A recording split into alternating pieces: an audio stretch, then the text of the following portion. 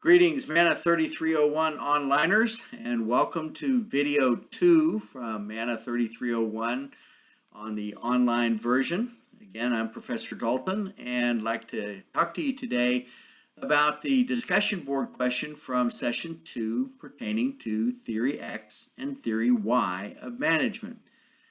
As you will find, I have many of these discussion board questions that are my favorites.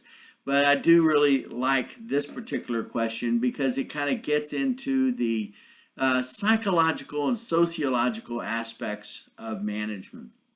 Of course, to refresh your memory, Theory X is the management style that perceives that all workers are lazy and need to be prompted into being productive by micromanaging and just really riding your employees.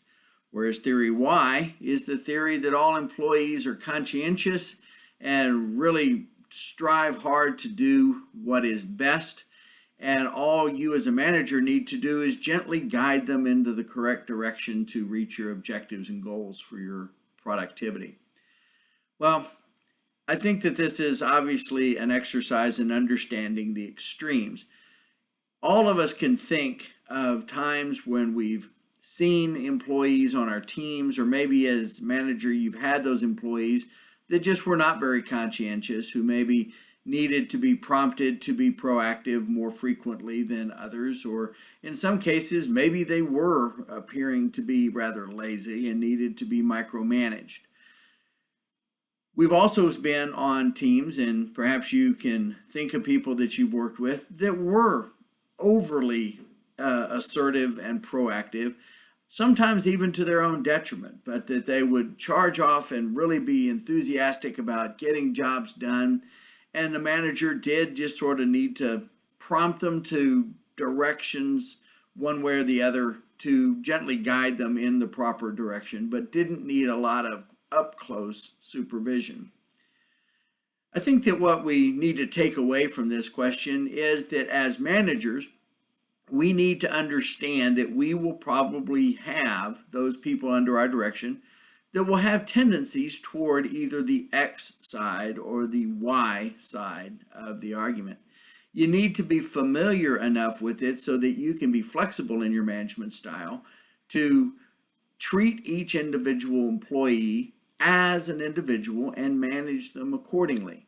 This way you'll be able to get the best productivity out of each of your staff members. Some of your staff members you might find were kind of leaning toward the X because of their confidence. They simply are unsure about what they can do, what they're allowed to do, and may need some supervision a little closer than some of your other staff members, but that they will begin to migrate toward the Y side when they become more confident in what their abilities and actual levels of authority are. So in actuality, I think that like so many continuum type discussions here, we need to kind of be familiar with the extremes, but we'll find out that the majority of our staff is somewhere measured in the middle.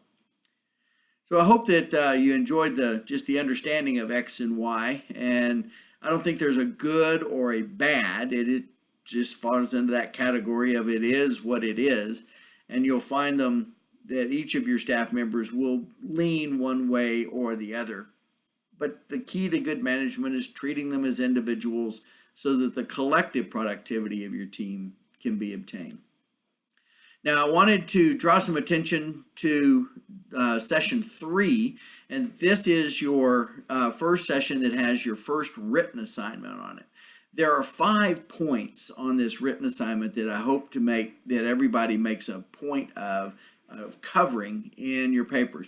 Be very mindful of the 5 points that are outlined in the written assignment to be completed. The Big 5 assessment, the assessment of mood, the 3 terminal and 3 instrumental values on that are dictated. Point number 5, I want you to make sure are covered out of chapter 4. It's the one point from this paper that is covered in chapter 4 about decision making.